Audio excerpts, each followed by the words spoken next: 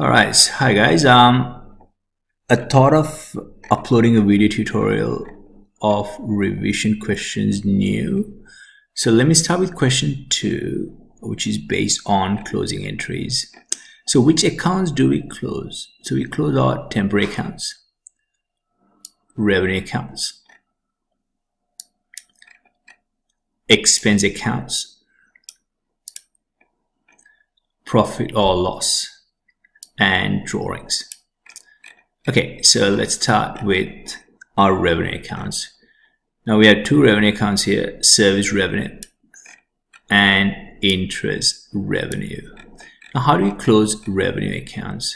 So what you need to do is you need to debit revenue accounts. And the date is 30th of June 2019. And we credit profit and loss summary. So that's how we close revenue accounts. To close revenue accounts. Okay, next step is to close our expense accounts. Again, it's 30th of June 2019. Let's see. Okay, so expense accounts are depreciation expense, electricity expense, insurance expense, rates expense, rent expense, and wages expense.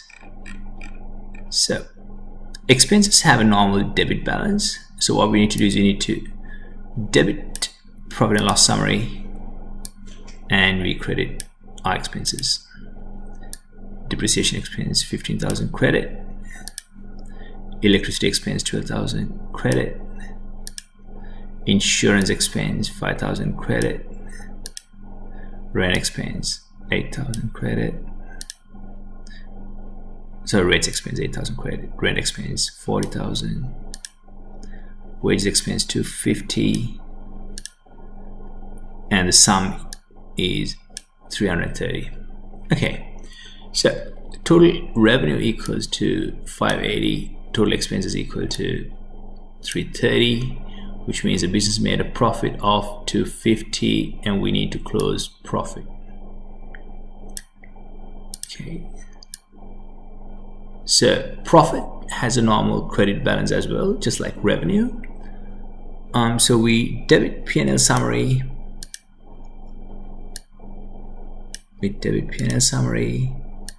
and we credit capital. That's how we do. That's how we close profit. Next, we need to close drawings. Again, the date is 30th of June 2019. To close drawings. So drawings is a debit account. So we debit capital 90,000 and we credit drawings 90,000. Okay, so that's how we close our temporary accounts. And let's move on to the next part, which is the construction of a post-closing trial balance. I've already done it here. Let me quickly show you how it's done. Okay, so keep in mind for the post-closing trial balance, you only include permanent accounts, cash at bank, which is an asset account. So we include asset accounts, machine, land. We also include contra asset accounts, which is accumulated depreciation, and liability accounts, and also capital account. But we need to update the capital balance for profits and drawings. Let's do that first. Okay, so the opening balance of, what am I doing? Sorry. The opening balance of capital is 260,000. You add profit 250,000. You subtract drawings. That gives you the updated balance of capital, which is 420. And it is transferred to the post-closing trial balance. Okay, so let's start with cash at bank, which is 20,000. Supplies 10. Prepaid insurance 10. machine 300, accumulated depreciation 30, liability accounts, and liability accounts, there's one more liability account I think, which is mortgage loan. Last but not least, capital. There you go. That's your post-closing trial balance and the total. Okay, let's move on to question 3. Let me quickly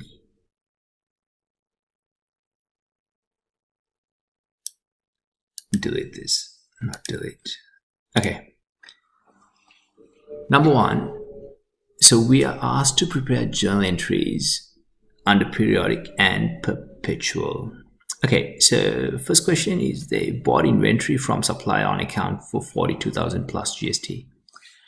Now keep in mind, under periodic, you debit purchases. It debit purchases 42,000. Now it says plus GST, which means you need to work out GST. So when you purchase goods, you record GST outlays. So you debit GST outlays, you take 10%. That's 4,200. Since they purchase inventory on account, you credit accounts payable 46,200. Now under perpetual, we don't use the term purchases, instead we use inventory. So you debit inventory 42, debit GST outlays same amount 4,200, and you credit accounts payable 46,200.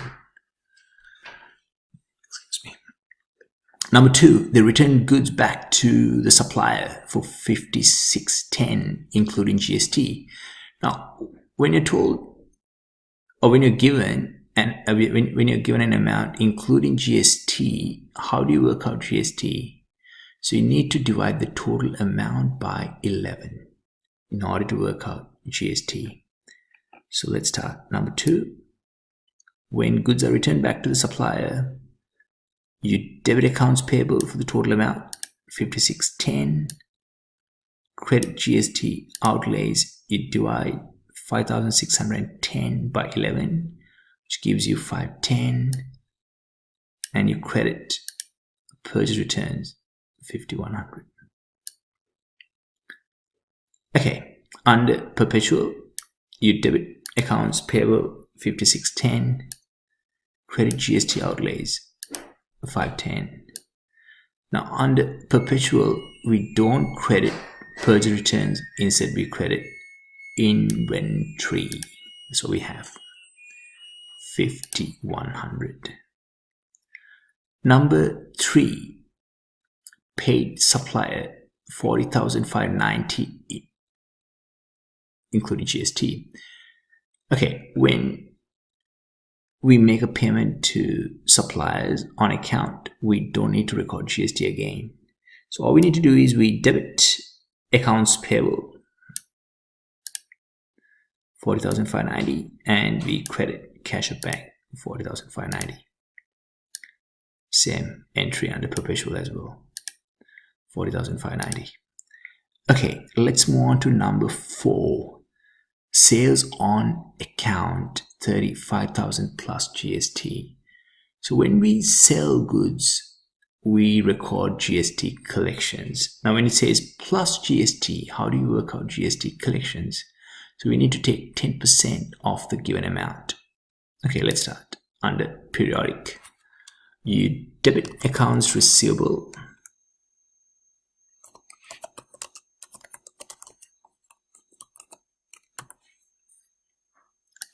It's $35,000 plus GST, that's 38,500. And we credit GST collections, which is 10% off it, 3,500. And we credit sales revenue, which is 35,000. Yeah, that's periodic. Under perpetual, same entry, accounts receivable,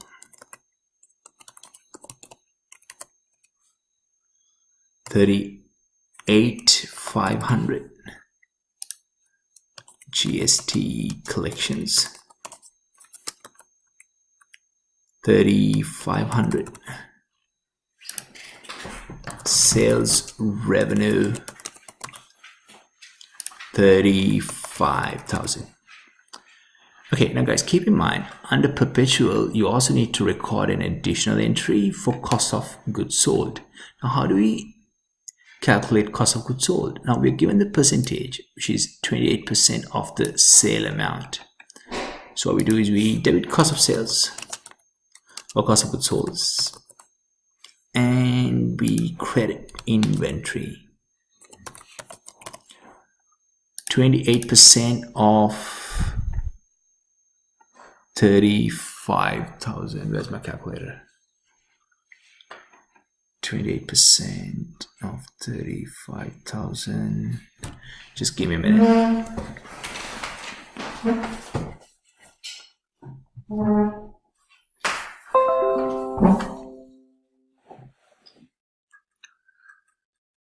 Okay, 0.28 times 35,000 is 9,800.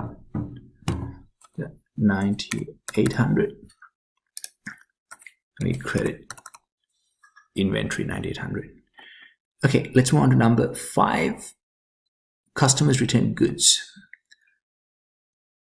back to the business. 8,000 plus GST. So when customers return goods back to the business, we need to record a sales return. Sales returns. Sales returns and allowances, which is 8,000.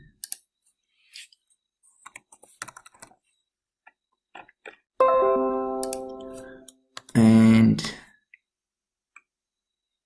sorry, let me use that in GST collections. We need to debit GST collections 800. And we credit accounts receivable, which is 8,800. Same entry under perpetual sales returns.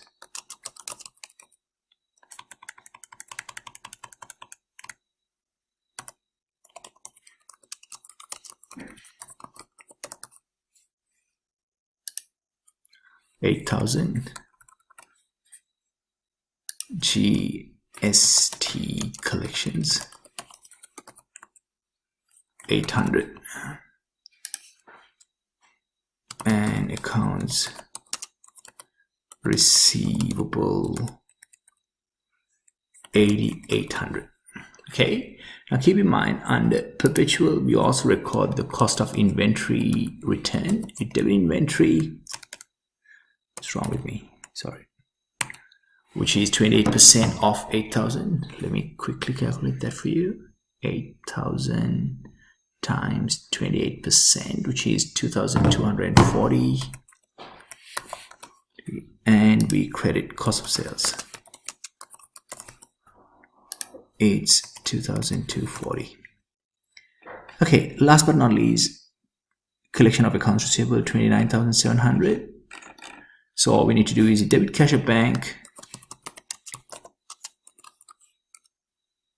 and credit accounts